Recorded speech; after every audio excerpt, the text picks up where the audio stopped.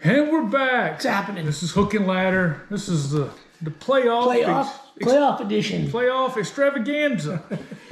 Well, let's get started from Friday night. Alabama knocked off Oklahoma 34-24. Oklahoma jumped up to a big lead, and then they just gave the game away. Really good game. Unfortunately, there was only 2 of the 4 games were good. Really good game, though. Like you said, Oklahoma jumps out to 17-0 lead, and you kind of thought it was in the bag for them. And then Alabama scores. I think it made it 17-7. And then to me, everyone's going to go to the pick 6. And I've been saying this online like for the last 3 or 4 days. To me, the turning point in the game was there were 4 minutes and 29 seconds left in the half, second quarter. 3rd and 3 from their own, I think 47-48. Mateer drops back to pass, rolls out to his left, and there is a 20-yard gap between the DB covering a wide out and then that linebacker, and he can just run. Yeah. And he could easily ran, I don't know, maybe to the Alabama 30-yard line. Instead, which I really can't blame him because he had a guy, said he stops, throws it, running backs running wide open, hits him right in the hands. Wasn't the best throw because he was running out to his left, had to kind of throw it up with his right hand, get his body right to throw. But it hit that dude in the hands. And he had a couple of yards on him. I don't think he scores, but that's definitely like 1st down and 10 inside the red zone. 4 minutes, 29 seconds left to go in the half. Remember that. So they don't get the first down. I was screaming from the run, get the first down. Yeah. He doesn't get the first down. It's incomplete. They go to punt. The punter drops the football. Alabama gets it now. They stopped them. So they kicked the field goal. It was 17-10. But because of the incomplete pass and then the drop punt, there was plenty of time left on the clock. It was like 2 and change. Alabama didn't take much time off the clock. So, of course, Venables is like, all right, 2 minutes and change in the half. We can do our 2-minute offense and score. Well, Mateer throws a pick 6, tie game, and then you kind of knew, unless something crazy changes, Alabama has all that momentum. And I thought Oklahoma's defense was playing fairly well. I mean, you're not going to shut them down. They were sacking Ty Simpson when they needed.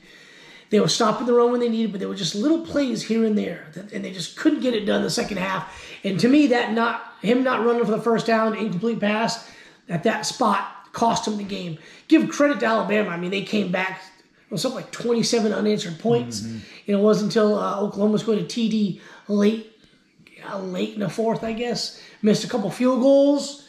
I still think that it didn't really matter because they would have needed a lot more help after those missed field goals, even if they made them. But I thought both teams played well. Oklahoma can't run the football. They were passing it. Alabama's defensive line kind of had Mateer hemmed in. They were doing some QB design runs that didn't make any hay. The way Mateer was running the football when he would drop back to pass, he scored a touchdown on. I thought there were opportunities for Oklahoma to win, but Alabama just kind of clamped down on them. Wasn't allowing those pass plays that they were allowing in the first half. Alabama's got healthy. Cuevas is back, as well as Jam Miller. And like A&M the next day with it was Oklahoma. They had the sweatshirt. It's hard to kill, which I think Fowler mentioned that's a Georgia saying. How Oklahoma came to adopt that and make shirts, I don't know. But they had the shirts that hard to kill, and they basically made Alabama hard to kill because now Alabama's rolling with momentum. It is one of those situations where if you have a team like Alabama, a team like Ohio State, a team like Indiana, Oregon, if they're on the ropes and you don't knock them off, they're about to make a run. They're going to be a problem. They're going to be a big problem now that they're healthy. Yeah. Well, let's move right along. Let's just go with the first game of the day on Saturday. Miami knocked off Texas A&M 10-3. I enjoyed this game. I did too. Normally, I'm the kind of guy that likes the high-scoring events. Yes. But I really enjoyed watching these two defenses. Neither team could run the football. They were getting after the passer. Both teams were getting after the passer. It was great. I feel there were plays to be made first half of both teams. I mean, Miami missed 2 field goals, right? And didn't I think A&M missed a field goal as well? So three total field goals missed in the first half. Including a chip shot at the end of the half. Kind of had an old school college football. It did. It felt like we were watching a game in the 60s. Yes. But it was a fun game. I enjoyed it. I enjoyed watching those linebackers and defensive line edge rushers tee off. I listened to this game on Miami Hurricanes radio, and it was like, Hurricane delight, Miami wins. I was like, it was kind of exciting. I don't know. I mean, Miami only brought like 2,000 fans. Yeah. But you had Michael Irvin. You had some porn chick that I don't know who it is, but they had her on the TV. Abigail Danger or whatever. I'm not familiar with the work. I'm going to have to check it out. But I mean, she was there. And they made a big deal on one of the telecasts about her being there, and then like some people put it on Twitter, just her like in the crowd. Well, she was in Miami apparently with Manziel, and Manziel never made it to the game on Saturday. Oh, supposedly because he was going to be on game day. Yeah, I knew that. Yeah, I don't they know. Never showed. I don't know. She was there. I don't know. She was there with her Miami gear, and then they had Michael Irvin on the sidelines on all fours, barking like a dog. And I was wondering if he was high on cocaine. Most likely, probably was. Good for him. Miami's winning. I don't like Cristobal. I think he's a clown. I listened to a podcast today where the guy said he didn't trust Marcel Reed winning the game, but he also didn't trust Mario Cristobal winning that game. Right. And Miami comes out and wins. Miami's good. I mean, they've been good all year. They've lost a few games, but they're built the right way. Yeah. I think they're going to give Ohio State a game. Yeah, just a physicality. I would agree. Fletcher ran for 172. You really didn't realize it, and then all of a sudden at the end of the game, he's at 172 yards rushing. I think that last drive where they were just beating him. They got the touchdown. They were just running it out. Yes. And it was, I want to say, out of that 172, 50 or 60 alone have to be on that drive. Yeah. But credit to Miami. I mean, they're built the right way. The lines of scrimmage, like I said, I think they're going to give Ohio State a run. Those edge guys, Bain, and then the other cat that they got, they might be, harassing Julian Sand. Julian hasn't faced this kind of pressure all year. I agree. So I'm interested to see how that game plays out in No, but the weather also played a bit of a factor in that game. It was windy as crap, yeah. So passing games really wasn't working too well. They're missing a lot of field goals, but and Carson Beck had a wide open guy there in the third quarter. He overthrew him by like 8 yards. You had to wonder if the wind picked that ball up and put it a little further. But good game, real good game. Absolutely. We'll kind of sucks that was the noon kickoff game. That should have been the night game. I know, because the rest of these games, of these 2 games are like, well, I guess we'll go on a rant about that. Yeah. Tulane loses to Ole Miss 41-10. This game wasn't anything from the start. It was pretty much Ole Miss dominating from opening. Yeah, I think the most notable thing about this game is Kyron Lacey went down with an injury. Seems like it's kind of a shoulder issue. We don't know how long he's going to be out for. He went out of the game twice with that same injury. Trinidad Chambliss got hit in the head, went out for like a few plays, came back. He was fine. They did what they were supposed to do. It was a tuned-up game. I kind of quit watching it when it got to be like, I think it was like 31, 10, whatever. But I saw somebody on Twitter saying, for the love of God, get Chambliss out of the game. Yeah. And I was like, are they still having their starters in the game? I mean, like, you have an opportunity to get some, back up some meaningful reps and rest dudes ahead of playing Georgia on New Year's Day night, late at night. Well, it's an 8 o'clock start, not like the usual 8:45 start. I'm waiting to see what happens with that Rose Bowl. Well, yeah. If that thing goes into OT, they might just say, oh, by the way, we're going to make sure that the Sugar Bowl don't start till 10:15 at night, kind of crap. Yeah. But, people can argue that Tulane and James Madison didn't belong there, and I would agree. I don't think they belong there. However, that's the rules. Yes. So until they change the rules, we're going to have games like this. We had one last year. At least Boise State put up a fight. A fight, yeah. I mean, against Penn State. I mean, Penn State won fairly easily towards the end, but it was a game. I will give credit to both of these teams, Tulane and James Madison. They continued to fight. It was, I don't have an analogy at the top of my head, but it wasn't pretty. Mm-hmm.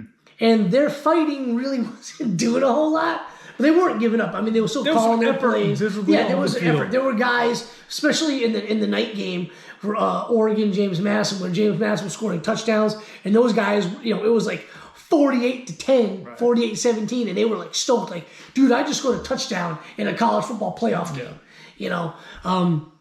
Well, speaking of James Madison, Oregon knocked off James Madison 51-34. Yeah, it was a bloodbath. I mean, literally every time. And I was sitting there. I went and got a sixer of some IPAs because I've been had some of those at the brewery the week before, and I was going to get some more. So I'm having those, and I'm watching, and I'm on my phone. I'm really not paying attention too much because it's a blowout. You can't really tell what these teams have for the most part because they're going up against this competition.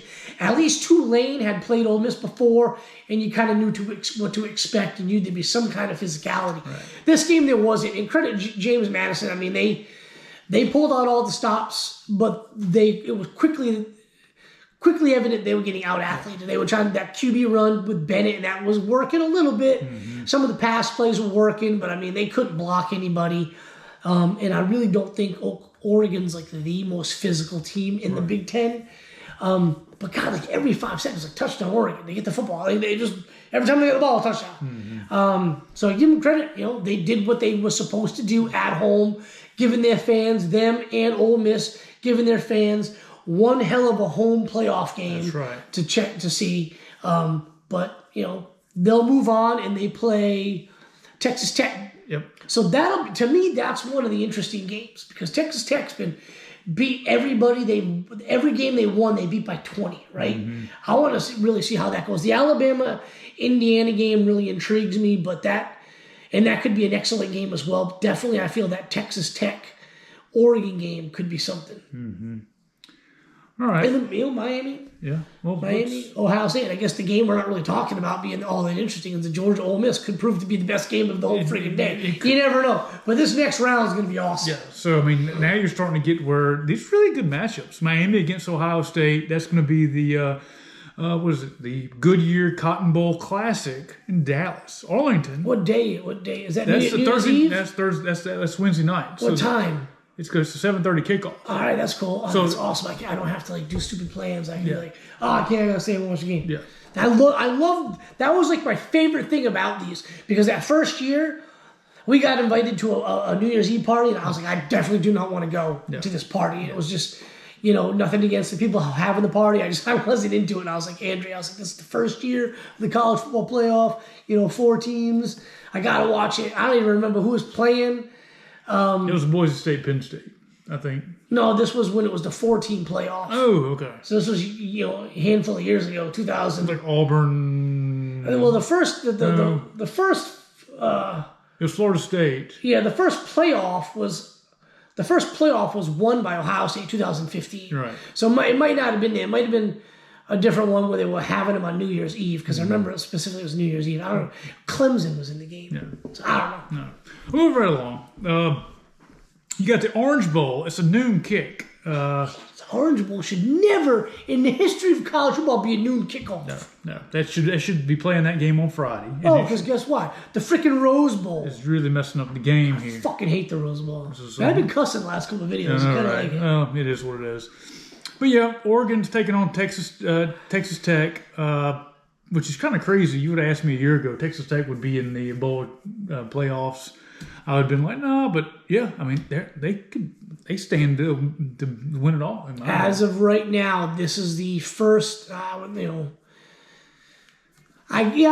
guess you can call them the first team to really build their roster. Just really build the roster with NIL guys. Via portal. And they made it. I mean, I have a hard time believing that's going to work in the SEC and the Big Ten. Mm-hmm. But it almost worked for Florida State in the ACC, and it worked in the Big 12 for Texas Tech. So we'll see how it goes. But that's a hell of a matchup. I mean, all 4 of these games are going to be great. Yeah, I agree. You would have liked to have had like a BYU and a Notre Dame, or a Notre Dame and Texas maybe in the playoffs, where those 2 ugly games last weekend wouldn't have been as ugly. You just would have had like 3 rounds of just solid, great matchups. Right. And, so, you got Alabama taking on Indiana and the granddaddy of them all, the Rose Bowl, of course.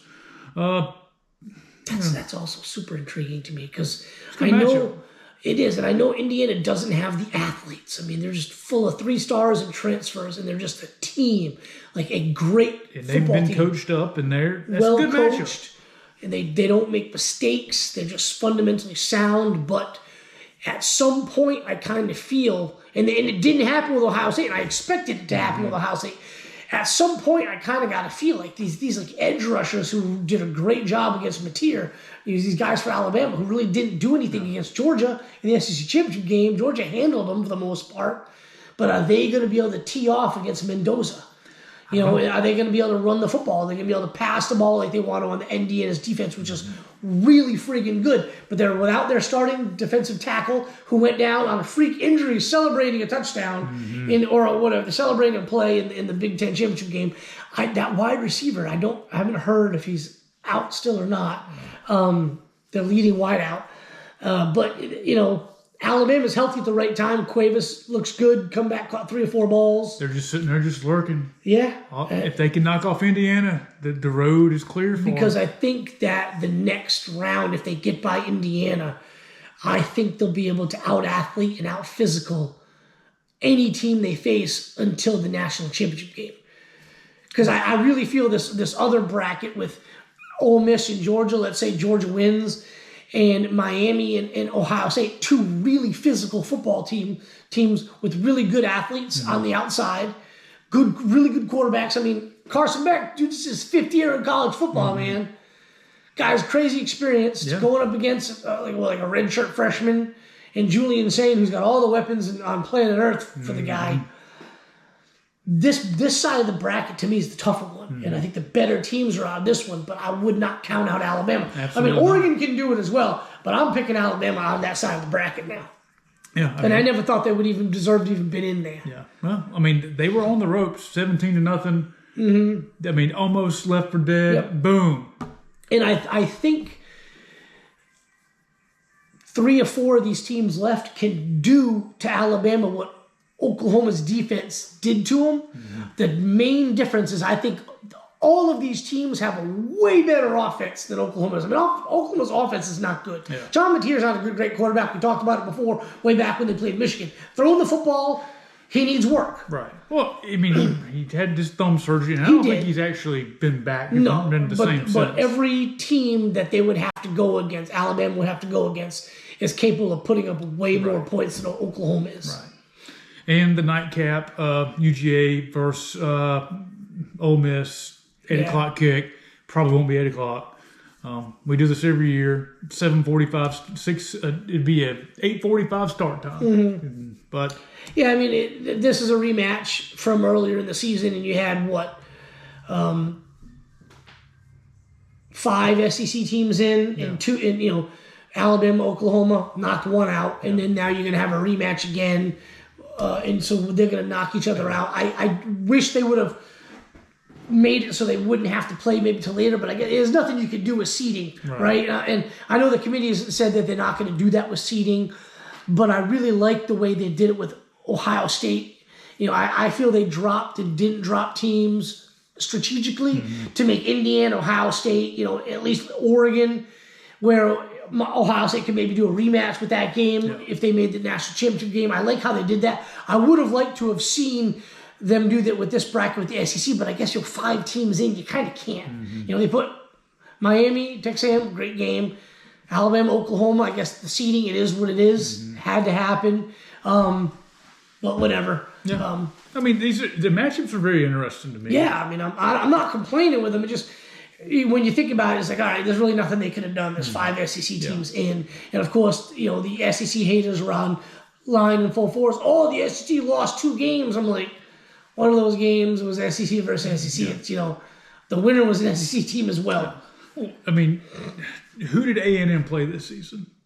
Nobody. And that was they were a good football team. Yeah, and that's where it was jumping on. Oh, they were like preseason, like number 2. I mean, not pretty, like all season long, they were like number 2 or 3, and they lose the last game of the year. But yeah, they lost to a really, really good Texas team that, had a shitty year, but tons of athletes, tons of 4 or 5 stars. 3. It's not a terrible season. No, and I mean, you in the SEC, you're going to get beat by people like that every year. I mean, it's going to happen. You lose to teams you really shouldn't lose to. just because you can't snooze every single week. But there were just some people saying some dumbass shit like that. Clearly, these people don't watch football. Yeah, I just don't see these games. Like the line right now is 9.5. Miami, Ohio State. That just seems a bit much to me. I don't know.